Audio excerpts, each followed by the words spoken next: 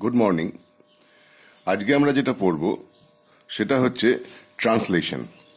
আগের দিন genetic code পড়াবার সময় তোমাদেরকে যেটা বলেছি সেটা হচ্ছে কিভাবে আমাদের সেলের যে সাইটোপ্লাজমের মধ্যে অ্যাভেলেবেল অ্যামাইনো অ্যাসিডসগুলোকে দিয়ে কিভাবে আরএনএতে যে কোডগুলো রয়েছে সেইটা অনুযায়ী কি তৈরি হয় না পলিপেপটাইড চেন। এই যে প্রসেসটা এইটাকে বলা হয় ট্রান্সলেশন। এবার বাকিগুলোর মতো রেপ্লিকেশন, ট্রান্সক্রিপশনের মতো ট্রান্সলেশনকে যখন আমরা পড়ব তখন সেটাকে তিনটে পার্টে ভাগ করে পড়ব। কি? Initiation, elongation, termination. সূচনা দশা, দীর্ঘীকরণ দশা এবং সমাপ্তি দশা। ঠিক আছে, তাহলে প্রথমে আমাদের যেটা জানতে হবে সেটা যে ট্রান্সলেশন হয় কোথায়? সাইটোপ্লাজমে। কি কি লাগে তার জন্য? এমআরএনএ বা মেসেঞ্জার আরএনএ, রাইবোজোম, টিআরএনএ, কিছু এনজাইমস এবং এনার্জি। কিভাবে কাজটা হয় সেটা এবার আমরা দেখি। তাহলে প্রথমেই দেখো, রাইবোজোম আমরা জানি যে তার দুটো সাব ইউনিট আছে। সেই স্মল রাইবোজোমাল সাব ইউনিটের সঙ্গে, অর্থাৎ ইউক্যারিওটিকের ক্ষেত্রে যদি বলি তাহলে হচ্ছে সেটা 40S small ribosomal subunit. আর সেই স্মল রাইবোজোমাল সাব ইউনিটের সঙ্গে প্রথমে তিনটে ইনিশিয়েশন ফ্যাক্টর আটকায়। ওকে, তাহলে স্মল রাইবোজোমাল সাব ইউনিটের সঙ্গে কি হয়? প্রথমে ইনিশিয়েশন ফ্যাক্টর 1, 2 আর 3 আটকায়। এই যে initiation factor that is coupled with GTP, initiation factor 2 তার সঙ্গে জিটিপি আটকে থাকে। ওকে, এরপরে স্মল রাইবোজোমাল সাব ইউনিটের সঙ্গে এই তিনটে ইনিশিয়েশন ফ্যাক্টর অ্যাটাচড হওয়ার পরে সেই স্মল রাইবোজোমাল সাব ইউনিটটা সেটা এমআরএনএ এর উপরে বাইন্ড করে। ওকে, তাহলে স্মল রাইবোজোমাল সাব ইউনিট সেটা এমআরএনএ এর উপরে বাইন্ড করে এবং তারপর এমআরএনএ এর উপর থেকে এটা স্কিড করতে থাকে। ওকে, তাহলে এমআরএনএ এর উপরে বাইন্ড করে সেটা স্কিড করে কোনখানটায় এসে সেটা দাঁড়ায়? যেইখানে কিনা ইনিশিয়েশন কোডন অথবা AUG আছে। বাইন্ড করে তার খানিকটা আগে এবং তারপর সেটা স্কিড করে AUG ইনিশিয়েশন কোডন সেইটাকে লোকেট করে। ওকে, হলো। তাহলে এক্ষেত্রে আমরা দেখতে পাচ্ছি এটা এমআরএনএ, এটার 5' এটা 3' এন্ড, এবং এক্ষেত্রে রাইবোজোমের মুভমেন্ট কোন দিক থেকে কোন দিকে হচ্ছে? ফ্রম 5' টু 3' হয়েছে। ইনিশিয়েশন কোডন যখন AUG কে খুঁজে পায়, ওকে, তারপরে কি হয়? এই AUG এইটার সাপেক্ষে একটা টিআরএনএ চলে আসে। টিআরএনএ কি? আমরা সহজভাবে সেটাকে বোঝানোর জন্য বলতে পারি, মনে করে নেবে যে টিআরএনএ হচ্ছে অটোরিকশা। যেমন অটোরিকশা নির্দিষ্ট প্যাসেঞ্জারকে নিয়ে নির্দিষ্ট রুটে যায়, বা বলা ভালো যে কোনো রুটের অটোরিকশা সেই রুটে যাতায়াত করে এবং সেই রুটেরই যারা প্যাসেঞ্জার তারা ওই অটোরিকশায় ওঠে। তাহলে এই যে টিআরএনএ এখান থেকে এগুলো, এই টিআরএনএ আর এইগুলো হচ্ছে অ্যামাইনো অ্যাসিড, সেটা হচ্ছে তার প্যাসেঞ্জার। তাহলে টিআরএনএর এখানে অ্যান্টিকোডন, এখানে যা সিকোয়েন্স আছে, এখানে 3টে নিউক্লিওটাইড বসে আছে, সেই অনুযায়ী এখানে প্যাসেঞ্জার ওঠে বা অ্যামাইনো অ্যাসিড তার সঙ্গে বাইন্ড করে থাকে। তাহলে প্রথম AUG তার সঙ্গে যে টিআরএনএ বাইন্ড করবে তার এখানে 3টে যে নিউক্লিওটাইড সেগুলো কি হতে পারে? নাইট্রোজেন বেসগুলো কি হতে পারে? UAC। তাহলে যে টিআরএনএর এই আর্মে UAC থাকবে তার প্যাসেঞ্জার কে হবে বা সে কোন অ্যামাইনো অ্যাসিডকে ক্যারি করবে? যেটাকে ক্যারি করবে সেটা হচ্ছে মিথিওনিন। বোঝা গেল? তাহলে যেমন আমাদের কোন জেনেটিক কোড সেটা কোন অ্যামাইনো অ্যাসিডকে কোড করছে সেটা যেমন স্পেসিফিক, তেমনি কোন টিআরএনএ সেটা কোন অ্যামাইনো অ্যাসিডকে ক্যারি করবে সেটাও স্পেসিফিক। টিআরএনএর ক্লোভার লিফ মডেল তোমাদের বইতে ছবি দেয়া আছে, সেইটার স্ট্রাকচারটা তোমাদের পড়তে হবে। যদি কোনো অসুবিধা হয় আমাকে বলবে, আমি তাহলে সেটা তোমাদের একদিন ডেসক্রাইব করব। যখন এই যে ইনিশিয়েটর টিআরএনএ, এটাকে আমি কি বলছি, initiator tRNA that is charged with methionine. আগের দিন বলেছিলাম যে প্রথম কোডন যেটা হবে ইনিশিয়েশন কোডন, সেটা সবসময় সমস্ত প্রোটিনের ক্ষেত্রে AUG, এবং AUG কাকে কোড করে, মিথিওনিন। হয়ে গেল, ওকে। এবং তারপরেই যখন কিনা এই টিআরএনএটা AUGর সঙ্গে বাইন্ড করে গেল, সঙ্গে সঙ্গে আমার স্মল রাইবোজোমাল সাব ইউনিট থেকে প্রথমে IF3 এবং তারপরে IF1, IF2 এগুলো খুলে যায় এবং GTP is converted into GDP, অর্থাৎ এখানে এনার্জি কি হয়, ব্যয় হয়। এবং এই যে পজিশনটা, এটাকে বলা হয় ইনিশিয়েশন কমপ্লেক্স। বোঝাতে পেরেছি আশা করি। এবং এই যে ইনিশিয়েশন কমপ্লেক্স গঠন হয়ে যাওয়া পর্যন্ত, এবং এই যে স্মল রাইবোজোমাল সাব ইউনিট সেইটা এখানে বাইন্ড করলো, তারপরে লার্জ রাইবোজোমাল সাব ইউনিট, এই যদি স্মল রাইবোজোমাল সাব ইউনিট হয়, তারপরে ইনিশিয়েশন কমপ্লেক্স অ্যাড হওয়ার পরে লার্জ রাইবোজোমাল সাব ইউনিট এসে স্মল রাইবোজোমাল সাব ইউনিটের সঙ্গে অ্যাটাচড হয় এবং ইনিশিয়েশন ফ্যাক্টর IF1, IF2 এই দুটো খুলে যায়। তাহলে এই যে স্ট্রাকচারটা, অর্থাৎ attachment of large ribosomal sub unit with the small ribosomal sub unit কি করে না, ইলংগেশন পার্টটা তার সূচনা করে। তাহলে ইনিশিয়েশন হলো, এরপরে আমরা দেখব ইলংগেশন। দেখো, তাহলে এইটা হচ্ছে আমার এখন entire ribosome, small ribosomal sub unit, large ribosomal sub unit. এবং এখানে যেটা বুঝতে হবে, এই যে রাইবোজোমটা, সেইটা এমআরএনএ এর উপর যতটা জায়গা অ্যাকোয়ার করে, যতটা জায়গা জুড়ে বসে, সেইটাতে অ্যাকচুয়ালি কি হয়, এমআরএনএ এর দুটো কোডন কভার্ড হয়। ওকে, তাহলে এইখানে AUG রয়েছে, তারপরের যে কোডন সেটা অন্য যে কোনো একটা কিছু হতে পারে, যে কোনো কিছু, যে কোনো ট্রিপলেট কোডন হতে পারে। ওকে, সেই দুখানা কোডনকে কভার করে কে বসে, রাইবোজোম। এবং তাহলে দেখো, রাইবোজোমের এই DNA RNA এর সঙ্গে অ্যাটাচমেন্টের ব্যবস্থা অনুযায়ী সেটা দুটো সাইট রয়েছে, একটাকে বলা হচ্ছে P সাইট আর একটাকে বলা হচ্ছে A সাইট। তাহলে এখানে P সাইটটা occupied by first amino acid that is methionine. Okay, এবং এখানে আরেকটা কথা বলতে হবে যে এক্ষেত্রে এই যে টিআরএনএ কাপলড উইথ মিথিওনিন, এইটার ক্ষেত্রে যে মিথিওনিনটা সেটা ফরমাইলেটেড থাকে, কি থাকে, ফরমাইলেটেড থাকে, সেই জন্য এটাকে বলা হয় TRNAF মেট। TRNAF মেট হয়ে গেল। তাহলে এখানে P সাইট সেইটা কি রয়েছে, সেটা অকুপাইড, A সাইট সেটা রয়েছে এমটি। এইবারে এখানে কি হবে, এইখানে সেকেন্ড অ্যামাইনো অ্যাসিড, এখানে যেমন ধরো এখানে যে ট্রিপলেট কোডন আছে তার রেসপেক্টে ঠিক তার উল্টো মানে কমপ্লিমেন্টারি বেস পেয়ারিং যে টিআরএনএ তে আছে, সেই টিআরএনএ যে অ্যামাইনো অ্যাসিডকে ক্যারি করে, সেই অ্যামাইনো অ্যাসিড এখানে এসে বসবে। বোঝা গেল?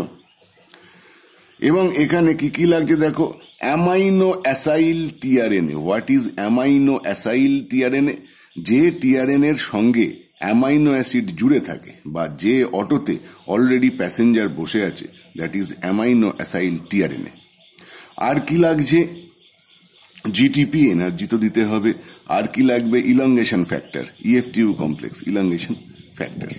তাহলে আমার পি সাইটে অলরেডি ফার্স্ট যে অ্যামাইনো অ্যাসিড মিথিওনিন সেটা বসেছিল। এখানে তারপরের যে অ্যামাইনো অ্যাসিডটা আছে, মানে যে অ্যামাইনো অ্যাসিডকে কোড করেছে, সেই অ্যামাইনো অ্যাসিড এখানে এসে বাইন্ড করলো। কে নিয়ে এলো? টিআরএনএ নিয়ে এলো। ওকে, এইবারে কি হবে, এইখানে দুটো এনজাইম আছে, সেই দুটো এনজাইমের নাম খুব ইম্পর্টেন্ট, একটা হচ্ছে পেপটিডিল ট্রান্সফারেজ আর একটা হচ্ছে টিআরএনএ ডিঅ্যাসাইলেজ। কি করবে? পেপটিডিল ট্রান্সফারেজ যেটা করবে, এই অ্যামাইনো অ্যাসিড 1 আর অ্যামাইনো অ্যাসিড 2 তার মধ্যে পেপটাইড বন্ড ক্রিয়েট করবে, সেই জন্য এর নাম কি? Peptidyl transferase. ওকে। আর টিআরএনএ ডিঅ্যাসাইলেজ কি করবে? ডিঅ্যাসাইলেশন করবে, অ্যামাইনো অ্যাসিড ডিঅ্যাসাইলেশন। তাহলে একটু আগেই আমি বললাম অ্যামাইনো অ্যাসাইলেশন মানে কি ছিল? টিআরএন এর সঙ্গে অ্যামাইনো অ্যাসিড এসে বসা, অর্থাৎ অটোতে প্যাসেঞ্জার চাপা। আর টিআরএনএ ডিঅ্যাসাইলেজ মানে কি? অটো থেকে প্যাসেঞ্জার নেমে যাওয়া বা টিআরএনএ থেকে যে অ্যামাইনো অ্যাসিডটা সেটা খুলে যাওয়া। তাই হবে। তাহলে এইখানে অ্যামাইনো অ্যাসিড 1 এর সঙ্গে যে টিআরএনএটা ছিল সেই টিআরএনএটা খুলে গেছে, সে এবার আবার অন্য প্যাসেঞ্জার তুলবে। কোন প্যাসেঞ্জার তুলবে? ওই রুটেরই, অর্থাৎ মিথিওনিন। ওকে। তাহলে ইউএসি ওয়ালা টিআরএনএ সবসময় মিথিওনিনকে খুলবে। তাহলে প্যাসেঞ্জারকে পৌঁছে দিয়েছে তার নির্দিষ্ট গন্তব্যে, তারপরে সে আবার ফ্রি হয়ে গেছে, সে নেক্সট প্যাসেঞ্জারকে তোলবার জন্য চলে গেছে, হয়ে গেল। তাহলে অ্যামাইনো অ্যাসিড 1 এবং অ্যামাইনো অ্যাসিড 2 এর মধ্যে পেপটাইড বন্ড তৈরি হয়েছে, এবং এইটার সঙ্গে যে টিআরএনএটা ছিল এখান থেকে এটা কেটে গেছে, ডিঅ্যাসাইলেশন হয়েছে, এবং এই টিআরএনএটা ফ্রি হয়ে গেছে। সে এরপরে আবার আরেকটা মিথিওনিনকে সে চাপিয়ে নেবে, হয়ে গেল। এরপরে যেটা হবে সেইটা কি?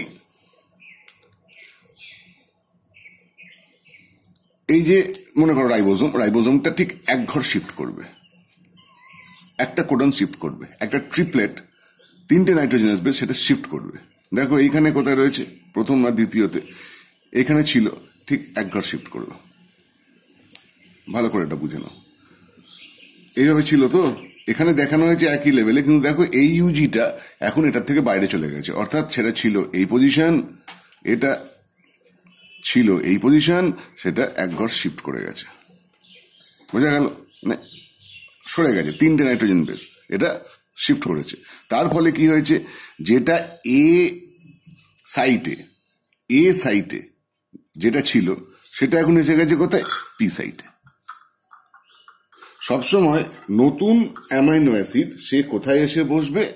সবসময় বসবে অ্যামাইনো অ্যাসাইলেশনের জন্য এ সাইট। তাহলে এখানে ছিল এ সাইটটা অকুপাইড, এবার এটা শিফট করার ফলে এ সাইটটা ফ্রি হয়ে গেল, পি সাইটটা অকুপাইড হলো। এবার সেখানে 3 নম্বর এইখানে ডিএনএ এই এমআরএনএ তে যে কোডন আছে তার সাপেক্ষে যে টিআরএনএ আসবে এবং তাতে যে অ্যামাইনো অ্যাসিড থাকবে, অ্যামাইনো অ্যাসিড 3 এখানে আমি বলছি, তাহলে সেই অ্যামাইনো অ্যাসিড এখানে এসে বাইন্ড করতে পারবে। এইভাবে পরপর ইলংগেশন চলবে, অ্যামাইনো অ্যাসিড বাইন্ড করবে, তারপরে আবার এনজাইম দুটো কাজ করবে, পেপটাইড বন্ড তৈরি করবে, তারপরে কি হবে? এইটা থেকে কেটে যাবে, তাহলে এই টিআরএনএটা ডিঅ্যাসাইলেশন হয়ে যাবে এবং এটা আবার ফ্রি হয়ে যাবে। তাহলে এইভাবে পরপর চলতে চলতে কি হয়? যে একটা পলিপেপটাইড চেন গ্রো করতে থাকে এবং এই রাইবোজোমটা ক্রমশ এই আরএনএ বরাবর মুভ করতে থাকে। এক ঘর সরে গেল, নতুন অ্যামাইনো অ্যাসিড এলো, পেপটাইড বন্ড তৈরি হলো, ডিঅ্যাসাইলেশন হলো, আবার এক ঘর সরে গেল, এ সাইটে ফাঁকা এ সাইটে নতুন অ্যামাইনো অ্যাসিড এলো, আবার লাস্ট দুটো অ্যামাইনো অ্যাসিডের মধ্যে কি হলো? পেপটাইড বন্ড তৈরি হলো পেপটিডিল ট্রান্সফারেজ দিয়ে। টিআরএনএ এই তার আগেরটার যে টিআরএনএ সেটা ডিআইসাইলেটেড হলো, আবার এইভাবে সেটা ক্রমশ শিফট করতে থাকবে, বোঝা গেছে? এবং এইখানে এই টোটাল প্রসেসটাকে কিভাবে দেখিয়েছে দেখো, এটা খুব সুন্দর। ওকে, এটা হচ্ছে এই যে ইলংগেশন ফ্যাক্টর গুলো আছে, এই ইলংগেশন ফ্যাক্টর গুলো কিভাবে আবার রিজেনারেট করে যায়। ওকে, একবার তাহলে কি হচ্ছে? সেখানে জিডিপি খুলে যাচ্ছে, জিডিপি আটকাচ্ছে এবং ইলংগেশন ফ্যাক্টর গুলো আবার কি করছে? রিজেনারেট করে যেতে পারছে। এখানে আরেকটা জিনিস আমার বলা খুব দরকার ছিল, ইনিশিয়েশনে তাহলে দেখো পি সাইটটার নাম পেপটিডিল সাইট, এ সাইটটার নাম হচ্ছে অ্যামাইনো অ্যাসাইল সাইট হয়েছে। এইবার যেইখানে ইনিশিয়েশন কমপ্লেক্স তো বলেছি, এবং এখানে আরেকটা জিনিস আমার যেটা বলবার সেটা হচ্ছে দেখো, in prokaryotes this is the Shine Dalgarno sequence সেটা কি AGGAGGU found near the start of the mRNA, সেইখানে এসে প্রথম রাইবোজোমটা বাইন্ড করে। রাইবোজোম ডাইরেক্টলি তো AUG-তে এসে বাইন্ড করছে না, বাইন্ড করছে তার আগে কোন জায়গা, একটা কোনো নির্দিষ্ট জায়গা তো চিনতে হবে, দ্যাট ইজ শাইন-ডালগার্নো সিকোয়েন্স। কোয়েশ্চেন আসে, এটা আমি তখন বলতে ভুলে গিয়েছিলাম।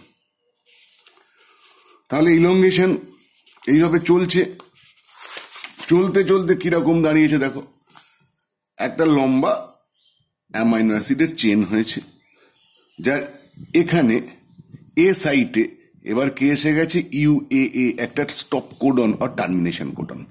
জেনেটিক কোড পড়ানোর সময় আমি বলেছি যে স্টপ কোডন বা টার্মিনেশন কোডনের সাপেক্ষে কোনো অ্যামাইনো অ্যাসিড নেই। বেড়াল, তুমি ডিস্টার্ব করছো কেন? তোমার কি মুখ দেখাবে? আচ্ছা, মুখটা দেখিয়ে নাও। হ্যালো, এর নাম কি? কোভিড-19। তাহলে টার্মিনেশন কোডন, যেটার রেসপেক্টিভ কি নেই, কোনো অ্যামাইনো অ্যাসিড নেই। ওই যে যমরাজ, এই নামটা কেউ পছন্দ করে না। তাহলে UAA থাকলে সেইটার সঙ্গে বাইন্ড করার মতো কোনো অ্যামাইনো অ্যাসিড নেই, অর্থাৎ এমন একটা রুট যে রুটে কোনো প্যাসেঞ্জার নেই, তাহলে সেই রুটের অটোও নেই। তাহলে এইখানটাতে কোনো টার্মিনেশন বা স্টপ কোডন এলে সেইখানে কোনো অ্যামাইনো অ্যাসাইল টিআরএনএ এসে আর বাইন্ড করতে পারবে না, ফাঁকা নেই, কে বাইন্ড করবে? তাহলে সেইখানে এবার টার্মিনেশন ফ্যাক্টর RF1 or 2 এবং RF3 সেটা বাইন্ড করে যায়, এবং binding of this termination factors সেটাই কি বোঝায় যে এবার আমাদের ট্রান্সলেশনের টার্মিনেশন ফেজ শুরু হলো। তোমরা ট্রান্সলেশন পড়ছো? এই যে দেখো, ওকে। তাহলে এইখানে যে মুহূর্তে টার্মিনেশন ফ্যাক্টরস বাইন্ড করলো, পেপটিডিল ট্রান্সফারেজ কি করবে? যথারীতি এখান থেকে পেপটিডিল ট্রান্সফারেজ এবং টিআরএনএ ডিঅ্যাসাইলেজ, এই দুটো, এখানে দুটো এনজাইমের নামই লিখতে হবে। তারা কি করবে যথারীতি? এইখানে আর তো সে পেপটাইড বন্ড তৈরি করবার কোনো উপায় নেই, তাহলে এখান থেকে ডিঅ্যাসাইলেশন করে দেবে। তাহলে আমার পলিপেপটাইড চেন সেটা আলাদা হয়ে গেল, টিআরএনএ সেটা আলাদা হয়ে গেল, এবং তারপরে কি হবে? এই যে টার্মিনেশন ফ্যাক্টর সেই দুটো খুলে যাবে। তাহলে টার্মিনেশন ফ্যাক্টর যদি খুলে যায়, তারপরেই যেটা হয় সেটা হচ্ছে এই রাইবোজোম, যেগুলো রাইবোজোম দুটো সাব ইউনিট একসঙ্গে ছিল, সেটা আলাদা হয়ে যাবে। এবং যে মুহূর্তে আবার স্মল এবং লার্জ রাইবোজোমাল সাব ইউনিট একে অপরের থেকে আলাদা হয়ে গেল, এটাই কি ডিনোট করে? আমার ট্রান্সলেশন যে পদ্ধতি, সেই পদ্ধতিটা শেষ হলো। দেখো, mRNAটাও আলাদা হয়ে গেছে। যদি ফার্দার এই প্রোটিন তৈরি করবার আর দরকার না থাকে সেই সময়, তাহলে আস্তে আস্তে mRNAটা কি হবে? বিনষ্ট হয়ে যাবে। আর যদি এই প্রোটিনটা, এই পলিপেপটাইডটাকে প্রোটিন ফাংশনাল প্রোটিন বলা ভুল, এটা হচ্ছে পলিপেপটাইড চেনটা তৈরি করার আবার দরকার হয়, তাহলে